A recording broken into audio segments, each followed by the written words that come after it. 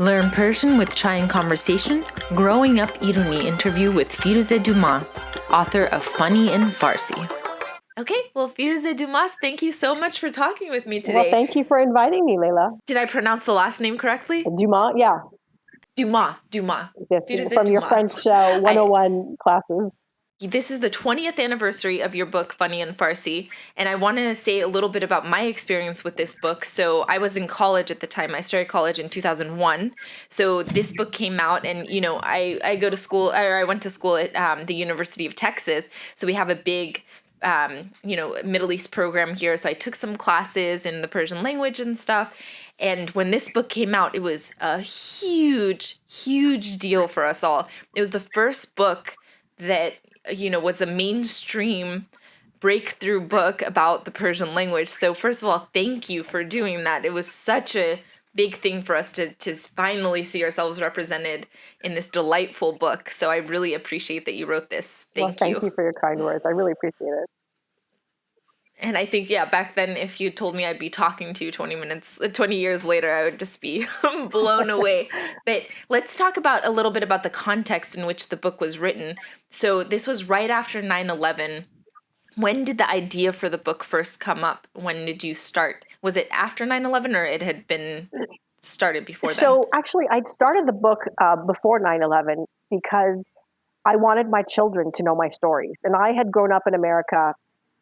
Well, my family moved here in 1972, and we never knew another Iranian. There were no Iranians in our town. I was always the only Iranian at my school, and it wasn't until after the revolution that Iranians came to America. So I was here like when it was virgin territory. When, you'd say, I remember we'd say we were from Iran, and, we were in Whittier, California, and people would just say, where is that? And we'd say, well, it's right between Iraq and Afghanistan. And they'd say, where's that? And we'd say, it's like right south of the Caspian Sea where that really famous caviar comes from. And they'd say, what's caviar? And that like fish egg conversation is always a dead end. So literally we would just say, well, where like Russia and Japan are, like we're just in the neighborhood. So, and then after the revolution and after the taking of the American hostages in the embassy in Tehran, all of a sudden I was from this country where everybody hated us, and there was t-shirts and bumper stickers everywhere that said Iranians go home. We played cowboys in Irani. It was just a terrible experience. And ultimately, that is why I became a writer, because I'd never seen myself in a book or a film or a TV series. And I just wanted my kids to know my version of my life, which was one that had joy, that had lots of humor. And, that's why I wrote Funny in Farsi, because it didn't exist. And initially, it was only for my children. It was only after September 11th that a friend of mine said, you should try to get it published. Wow. Okay, so it was directly related to September 11th. 100%. Okay, well, one question that I have just growing up to, the book itself doesn't have there's a lot of experiences, universal teenage experiences of, being called names and the body hair and silly things that happen. But were you faced with like blatant racism at that point when you would say that you're from Iran? So here's the thing. I fully assimilated into the American culture. I mean, I was the one where, my relatives would joke and they're like, Firoozeh دیگه خیلی آمریکایی شده. Like Firoozeh is like fully American. And so when the revolution happened. Well, Firoozeh Julie, right? Well, my Iranian family always called me Firoozeh. They thought the American name thing was ridiculous. Of course, then they all later changed their names and added an American name. But, when you're the first, you always get ridiculed. So by the time the revolution happened and the American hostages were taken, I was in a community that knew me as Julie. Of course, my friends knew I was Iranian. It was never something that I hid. But what was interesting was a lot of people didn't know because I didn't speak with an accent. And so I would hear things about how they felt about Iranians. They didn't censor themselves around me because they didn't know I was Iranian. Right. And it was very uncomfortable because I realized that based on what people were watching on the news, they now hated an entire country. And that to me was baffling. Like that phenomenon was baffling, that so many people cannot distinguish between what politicians do and what the people of a country do. Right. So then when they would find out that you were Iranian or when you would talk about it, would that kind of Well, you know, awkward. I mean, it was always awkward. right. And I would always say, well, I'm Iranian. And the response I always got was, no, you're not. And then I would always say to them, why would I pretend to be Iranian? You realize it's the most, unpopular country in the world right now. And they go, oh, that's true. That's true. Right, So, and then they said, well, right, we don't mean you. We don't mean you. And I think, but it's right, still, it hurts. It doesn't matter that I'm like, the exception to their racism. I don't want the racism. right. Right, exactly, exactly. So then when you were growing up, what was it like in your house? Like, did you all have a very Iranian household? Did you still speak Farsi, or how was it in We the house? always spoke Farsi in the house. We always spoke Persian. That's the correct name for it. We always spoke Persian in the house. Yes. And partially that was because my my mother didn't really speak English that well. But also because my parents didn't want me to forget Persian. But our house actually Right. inside of it, the one part that was very, very Iranian was the fact that we had no snacks. Like, nobody ever wanted to come to my house after school because like our selection included pickling cucumbers, like all you can eat, and Yeah. limes. You know, would you like a half a lime with salt on it? Because that was like a treat I loved growing up. I still love that treat, by the way. We never had like Yeah. cookies or chips or anything. And if you looked in our pantry, like there was a lot of things like raw lentils, of course, rice, spices, but Right. no Oreo cookies. There was never. That's so funny. There's these things that, like, right now that's blowing my mind because there's these things where you grow up in an Iranian household, you don't realize that it's strange until someone points it out. I have never even made that connection. I also never had snacks, and now I have kids, and we rarely have snacks in our house even. It, like, takes a lot for me to, like, buy chips, and I guess that's why. It's kind of like the spoon thing. I didn't know until I married an American husband when he was like, we are not having soup. Like, you don't have to put a Yeah, spoon out for every meal that we have. it's so true. It's these things that you just take for granted. So snacks, I hadn't even thought about. You're right. Which, like, but we weren't. One thing I have to remind the listeners: when we moved to America, there were no Persian stores. You could not go and get like limu amoni when Wow. you ran out. You had to wait for a Right. visitor from Iran. And then when they were coming and they would say, what do you need? And we'd give a grocery list. That's how we get like the zeresh Right. and, like the zafaroon and all the ingredients. So we didn't have a very Iranian household because there wasn't, there weren't all the ingredients you needed. I mean, I am amazed now. Like if you go Right. to Southern California, there are strip malls now where all the signs are in Persian.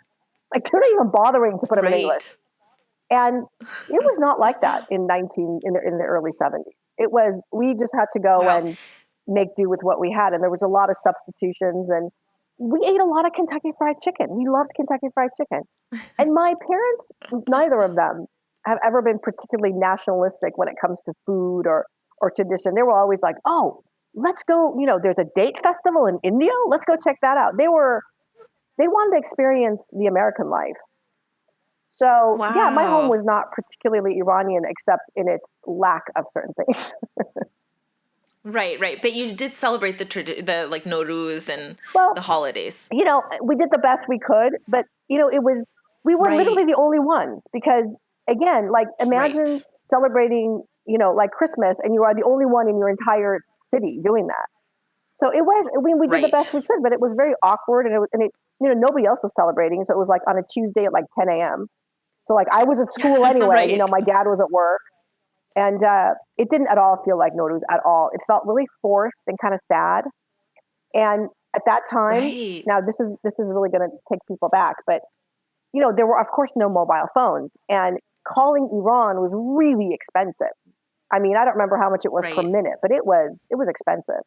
And so like Hmm. my mom always wanted to call her sisters, and they would cry, and it was so expensive. And my dad would be like, "Can you cry before the phone call? Because it's costing a lot." So it was always like a weird Nowruz. It was we were aware of like the phone bill that was going to come. Right, right. But what about you'd mentioned in the book that all the family kind of moved into the same place and you'd see a lot of family. Is that Right. right? So So then when they came over, yes, post was that revolution, more? we did what all immigrants do, which is you go where you have a single relative, wherever on the planet that might Yes. be. So all of Right. a sudden, my father's family all joined us in Southern California. And interestingly enough, like that was my first exposure to Iranian culture in America was through just my Mm, own relatives because there was nowhere else to go. mhm. And again, this was before there was Iranian television or anything on the radio, or so it was just my relatives. And so basically, what we all did was we just constantly ate. We just get together and Right. eat. And then at that point, were y'all celebrating more like Nowruz Yeah, and I things mean, like yeah, that, or yeah. it still Well, was a no, little because bit at that okay? point, like there were, you need like a certain minimum number of people, like to have a party. Right. And Right. so, yeah, Right. so once my relatives came, then, Nowruz and all that picked up. But like by then, I was also getting ready to go to college. So, Right, right. So yeah, let's fast forward a little bit. So we get to in 2003 when this book comes out. You'd married a French man, and so you weren't in like an Iranian household. So at that point, what was your what was your interaction with Iranian culture? Did you have more Iranian friends, well, or you were still pretty Funny isolated? and Farsi brought a lot of wonderful Iranians into my life. And so that has been really wonderful, that aspect of the book, because I am that, I'm a real half and half person. I am really an Iranian American. And in certain ways, I'm very Iranian. In certain ways, I'm very American. So Funny and Farsi actually exposed me to so much more Iranian culture. So I was sharing my story, Right, but I had so many Iranians sharing their stories. And that was a right, really unexpected gift. Actually, to be honest, everybody shares their stories after Funny and Farsi. It's not just Iranians. And that has been a right. huge gift in my life. I mean, I have heard in the past 20 years, I must have heard like, I don't know, like 10,000 stories. People tell me stories, they email me Wow. stories. It's been a huge connection for me to humanity. Right. Yeah. I loved reading it. I felt like it was a manual for my family because actually my family is also from the oil company, and they were in Ahvaz, and a lot of the stories that you wrote in here were exactly the stories that they say of like the going to the club and the pool and the movies that they would play and everything. So it brought up a lot of conversation for me with my family as well. I remember What was really interesting just saying like, oh, with like, Funny and Farsi, like Iranians will tell me, like, well, how is it that non-Iranians find this book funny? Why? And then uh-huh. I say, well, because it's universal. Like families are families. Like we all have a mom who worries about us. I think maybe Iranian moms worry a little bit more. Right. We all have a weird uncle. So it is entirely universal uh, to have the human experience, and people are always surprised. Right. Like I mean, I have my readers are literally from around the globe, and I on Amazing. two occasions I went to Gallaudet University, which is a university for deaf students in Washington D.C. And it was so moving because every one of them wanted to tell me their story through a sign language interpreter, and they were all saying like, Wow. "Gosh, your family's just like my family, except for it's a slight different detail." So I think it Wow. goes back Well, to what I've always said, which is our commonalities far outweigh our differences. right. But were you surprised by how successful the book was? Were you expecting it to do as well as it did? Well, what I was, I thought it was going to do okay. What has surprised me though was how emotional people have gotten are still about that book. I mean, I have people Right. who hug me and they cry and they say that book changed my life because it gave me the courage to do what I Wow. wanted to do. I've had so many Iranians tell me Wow. like they decided to become artists or chefs or things that are non-traditional because they Wow. read the book and then they were like, well, I want to be out of the box. So I apologize to their parents because they're probably going to be doctors and lawyers and now they're like a chef somewhere. But I mean, hey, and being a chef, by the way, is fantastic. Going in the arts is fantastic. So, uh, Yeah. Did your parents ever put that pressure on you? Were they ever like, I mean, your father's an engineer. Was he ever like, you need to go to well, engineering? I started out as pre-med at UC Berkeley and soon discovered that the reason I got such good grades in my high school is because I didn't have a very academic high school. And so, I mean, when you take like a physics or chemistry course at UC Berkeley, you realize like there are some really smart people in the world in the sciences, and I was not one of them. So, Right. but also what I realized was when I was in college, I had a big sort of crisis because I wanted to study what was interesting to me, not necessarily something Mm-hmm. that was going to lead to a job. And Mm-hmm. this was really radical. I felt enormously guilty for that, enormously guilty. And my father, Mm-hmm. God bless him, always the enlightened person in my life, said to me, just graduate. You know, that diploma is a golden key. Just graduate. So I then studied history and history of art and literature. And I wrote a thesis on the influence of 18th century French art on 19th century Persian art. And I mean, Okay. did that lead to a job? No. But has it led to really interesting cocktail conversations? Yes. And it also gave me, being able to study what I loved just ignited my passion in life for doing things that I love because it felt really good.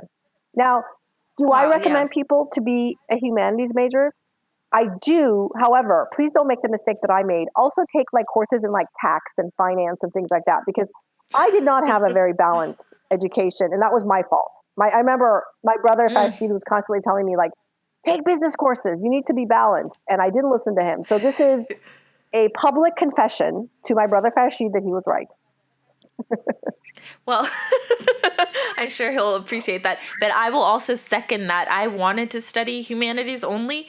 And my mom, who is an accountant and hates accounting and loves the arts, said, okay, study humanities, but also become an architect. That way you'll have a professional degree and you can do humanities, which is what I did. And now I'm a full-time podcaster slash. Well, it was interesting because Anyway, I got divorced last year, and this year I was doing my taxes by myself for the first time in my life because I was with my ex since I was 20 years old, and I just realized there's wow. so much I don't know in the world of taxes, and I was really embarrassed. I was so embarrassed, and I kept Googling things, and I was asking people questions, and finally.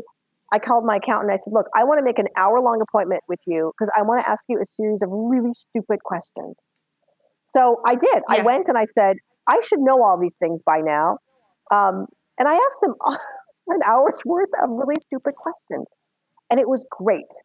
And I just wanted to say I've already done my taxes, and it's whatever the date is. They were done like a month ago. March 29th. I have not even started filing an extension. But going back to, so 2003, so your kids were young. I'm part of this series. It started off as a series called Raising Oh, I love Nimrunis. it. It was out of me selfishly wanting to learn how people raise half Iranian kids, since I'm also married to a non-Iranian, how they raise them being interested in the Persian language. So yeah, what was your experience with that? I read your really delightful conversation with Khalil Gibran at the end of the book about how you're not really pressuring your kids to learn Persian. But yeah, can you tell me what exactly you did and what point they're at right now? How old are they now, by the way? My kids are 30, 27, and 16, which is a whole nother Okay. conversation. And they have the same Right. father, in case you're wondering. People always ask, they're like, same father? Yes. So when I became a mother, I I didn't want to force anything on my kids in terms of language or culture or anything because I don't think you can force anything on your kids, especially when only one parent is Iranian. I felt like that's like a Yeah. lot of energy to put into something that kids are probably going to resist anyway. And like I have a brother who's married to an Iranian, and their three kids speak fluent Persian, even though they were born here, and it's beautiful.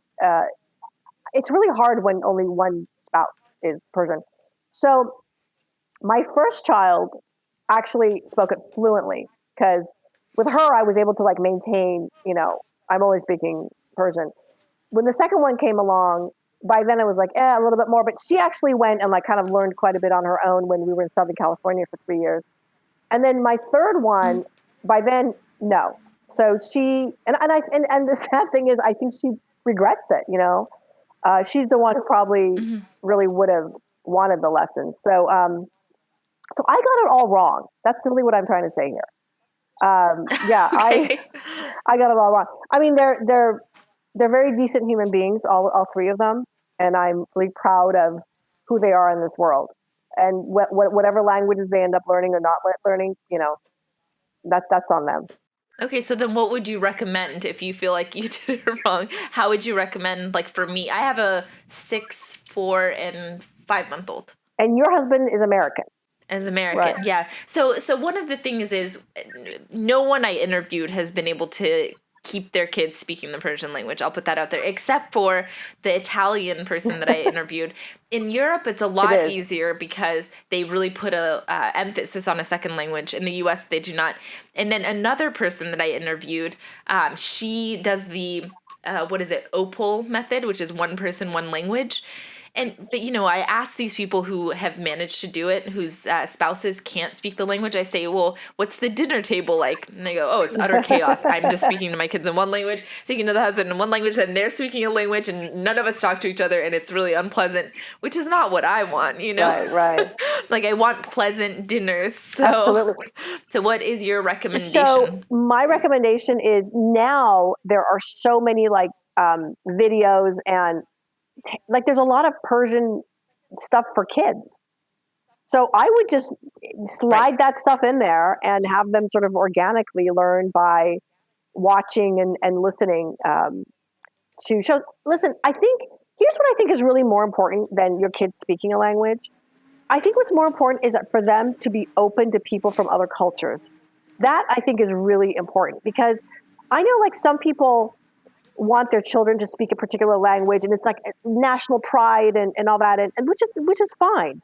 But I think it's really important to raise children who are good and kind, not just towards people that speak the same language as them, but anybody who's different from them. But to have that respect, whether it's someone from another culture, someone like from the LGBTQ community, or someone different skin color, different religion.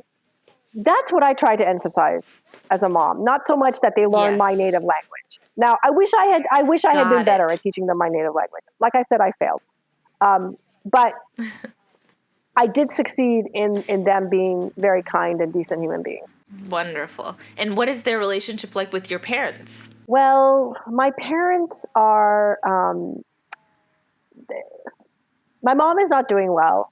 And so there isn't Oh, I'm much, sorry. you can't really have a relationship with her. And they, I'm my sorry. father is almost 97, and Wow. very much loved. And he, of course, adores his grandkids. I mean, he just, they're the world to him. Right. Wonderful. That's good to hear. 97. That's amazing. Well, my aunt Sedire, who everybody knows from Funny and Farsi, just celebrated Yeah. her 100th birthday. I mean, Wow. rock on. Tabrik miyam. Yeah, definitely. Okay, so then now we're flash forward 20 years. It's 2023, and this came out in 2003. And the past few months have obviously been very eventful in Iranian history, and a lot has been going on. So I'm just wondering, what has been your interaction with what's been going on since Masa Amini's death? Have you what's been going on in your Well, world? first of all, let me say I am in awe of the courage and the bravery of the Iranian women in Iran. I mean, that they are infinitely more courageous than I am. And I have nothing but respect and truly awe for what they're doing. And I support them 100%. I wrote a piece for the New York Times about my feelings. And I only hope that what's happening now leads to a country where people have basic freedoms, freedom of speech, the freedom to be who they want to be, because you cannot live without hope. And that is what this government has taken away, is people grow up without hope. They can't be who they want to be. They can't do what they want to do. They can't wear what they want to wear. And that's inhumane. That is not sustainable. So I hope Right, that right. someday there is a free Iran, and I will be the first to travel there. Yeah. Well, can I ask, have you traveled there in the past Okay, how long has it I have been? not been there since the summer before the revolution. Unfortunately, part of being a successful Wow. writer in Iran, because my books are very popular in Iran, I'm actually much more popular in Iran than in America. My translator was Wow. jailed twice. I cannot go back to Iran, Right. unfortunately. It would probably end up being a one-way ticket Right. for no reason other than the fact that I mean, there's no, people say to me, like Americans say, why, have you written about politics? No, but just being a popular Iranian American writer is very suspicious. And I remember, Right. at one point I was getting, at different times I've gotten harassed by the government. And I remember at one point getting an email and someone saying, well, you know, you're speaking at all these conferences. Well, we know the government is organizing them. And I'm like, I'm speaking for like librarians and English teachers. Like, you think the government is organizing this? Wow. But there's just so much suspicion. And the fact that Right. an Iranian American woman would succeed as a humorist, for some reason, instead of people seeing it for what it is, it's like, well, who's helping her? Listen, I wish the government were helping Right. me. If the government's listening right now and you want to help me, I am open to it. Right. And is the translator, was that related to being a translator for your books that he was jailed? Unfortunately, And yes. how is he now? Well, he Oh, ended up actually having to leave Iran. I don't know where he is. I don't stay in touch with him on purpose. wow. Because I told Right. him, I said, listen, I don't want to know where you are, because there was a period when I was constantly being asked about him, and I genuinely don't want to know where he is, because I want him to be safe and Right. free. And I don't know. I don't want to know where he is, because I don't want to. I don't know what I'm thinking. Maybe someday, like, I hit my head and all of a sudden I'm like spilling secrets. But Wow. That's hard to know that that's what led to him being I jailed. I'm think, sorry for well, it that. was that, and also the fact that he had some kind of a website that linked people together that was, suspicious. But the fact that, I mean, he became famous because of Yeah, being my it's just translator, and that was what led to his first arrest. Um, ah, so and it's just like it's totally arbitrary. Yeah. arbitrary. Well, so how has your relationship been with Iranians in general, like the past few months and the past few years? Like how have things changed with what's happened? Um, I know that you recently went to the White I House, for did. example, with a group Well, of that was amazing. yeah. I So tell us about actually that. was invited to the White House for their Nowruz celebration, which was very moving for me. I actually, when I walked into the White House, my eyes just filled with tears, because I was thinking about my father, and I thought, you know what? He would never believe this. Like, not in a million years would he believe that I was in the White House. So, and this is so bad. Like, I was so moved and I was so emotional. I didn't even take that many pictures. Like, I only have like 3 pictures of myself Yeah. in the White House, which is such a boomer thing to Right. do, because I was just there, like, feeling, instead of actually taking photos. Um, but Right. it was, I mean, when I came in 1972, we were constantly explaining to people, like, where Iran is. Like, no, we don't ride camels. We have Right. cars. Yes, we have electricity. No, we don't live in tents. So to go from that to having the White House actually celebrate the Persian New Year, it's like, we've come a long way, baby. We have a long way to go. We have a Right. long way to go, but we have come a Right. long way. And I wanted to acknowledge that, because, bridge building is really important. And, some people criticize and they Right. go, yeah, but, why did you go when they're not even supporting da da da da? It's like, can we just work on bridge building and then we can do more? Right, right. And I think for me that's been the biggest change. It seems like what you're saying, when you wrote this, it was kind of in isolation. There really wasn't a like community of Iranians, and like, everyone was just doing their own thing in their own different cities around the United States, or even around the world.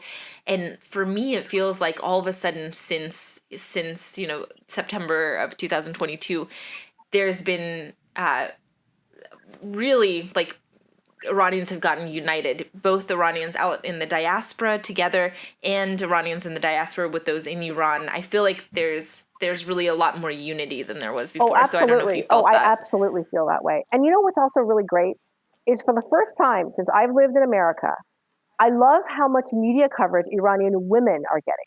That's a first. I mean, Right. it used to be that you had to, Right. like, be a mullah with a beard to be, to be on TV. And just the fact that, the cameras are now pointed at women, that, hallelujah, hallelujah. Because I'm telling you, women lead the way. Women always lead the Yes. way, And yeah, always lead the way. Thank you again for having been that leader so many years ago. I can't emphasize that enough. It's amazing Well, listen, to what be I able to did talk to was you. And very easy compared to what the women are doing right now in Iran, like literally risking their lives. I did not risk my life to write this book. I sat in my dining room and drank tea and wrote. So, so it was very easy compared to what's happening now. so, what is your hope for the Iranian diaspora in the future, and the Iranian people in the future? Oh gosh, I have so much hope. First of all, I hope that for the Iranian people, I wish freedom, just freedom, the freedom to be who they want to be, whoever that is. I want them to just be themselves and not have somebody watching over them and say, no, you can't do that. You can't be that. You can't wear that. No. And you know what breaks my heart is how many messages I've gotten over the years from people who say, can you send me an English version of Funny and Farsi? Because of course, you know, that book is so heavily censored in Iran. I don't even know what book it is anymore. Um, and you know what? That's Right. illegal for me to do. I cannot send a book. So to imagine living in a country where it's illegal to have a book sent to you. Right. No, this must change. This absolutely must change. So for the Iranian people, freedom, freedom, freedom. For the diaspora, what I really wish is two things. I wish that we would elevate each other and realize that the rising tide elevates all the boats. Because, you know, I'm going to be really honest with you. We are so mean to each other. And I've been on the receiving end of the meanness too. So it's like Right. we're really good at criticizing each other and like bringing each other down. That Right. does not do anything. That just divides us. And if we are going to be a powerful, unified diaspora, that needs to stop.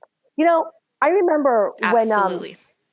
when Funny and Farsi came out, I would have, because it was first embraced by Americans, not Iranians. And then I would go to events where Iranians would come and they would say, this is not my story. Why you write this a stupid book? This is not my story. And I'd say, I never said it's your story. It's my story. My name is on the book. And you know, it just got to the point where, you know, I'd think, oh God, you know, why are Iranians so hard? Like, why are they so difficult? And I see this with artists everywhere. So this is my, you know, if there's any Iranian listening to this podcast, please be kind. Be kind to everybody, but really be kind to fellow Iranians, especially artists. I love it. Especially artists. I mean, God bless anybody who does anything outside the box. And listen, the box that we're in is so tiny. Anything you do that's interesting is outside the box. And we are just the I love first to it. be like, Voy, oh my God, Voy. You know, we all know that sound. So, Yes, I love it. I completely agree. And I don't know, I think it's in your next book that you wrote about the title Funny in oh Farsi. my God. I want to talk about that too, because that is I mean, I just need to have an autoresponder on my podcast even. So it's called Learn Persian with Chai and Conversation.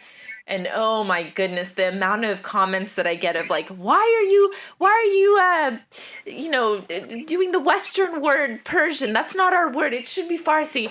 No, it That's shouldn't be Farsi. If you want to call it Farsi, go ahead. It's wrong, but it's fine. I don't listen. care. Don't criticize If me. I had $1 for every Iranian who took the time to write me a nasty email about the title of my book, I would Yes. be on my yacht in the Caribbean right now. I mean, they would write these Right. long emails like, and then what was really hilarious is they would like blame me for, you know, and this is why Americans hate Iran. You know, I'm like, no, this is not why. No, that is not why.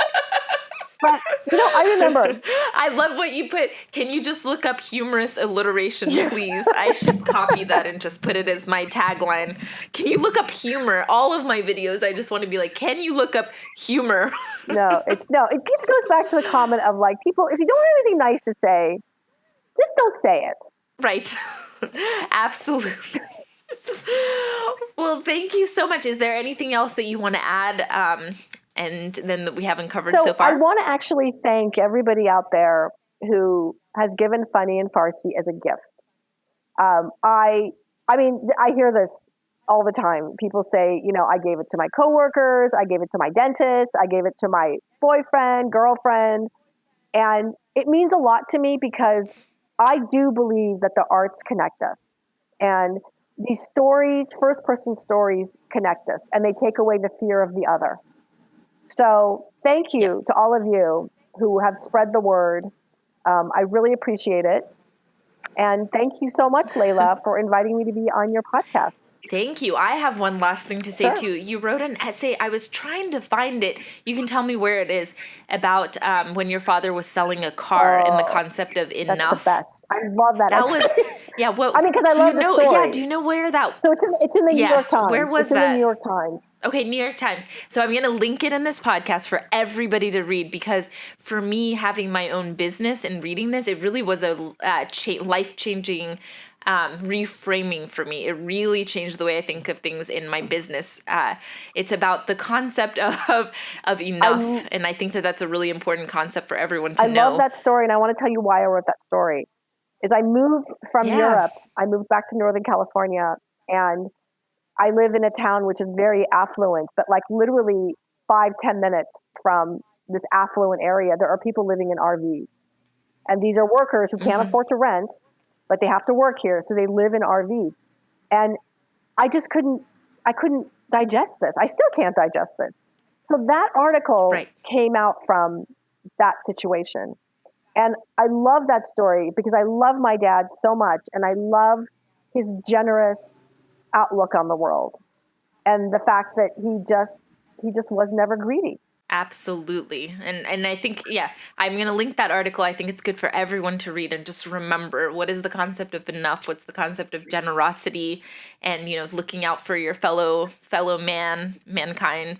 And like you said, you talk a lot about being a citizen of the world. I think all the concepts you talk about are just so beautiful. And I hope everyone goes and revisits this book, reads it, gives it as a gift. And, can I add one more thing? And I thank you Layla? again.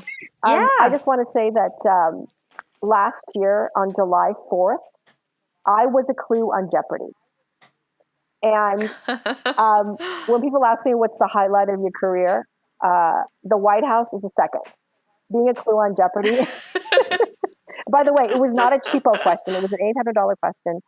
And the contestant got it right and won the game. What was the question? It was Firoozeh Dumas wrote a memoir called Funny in this language. So something like that.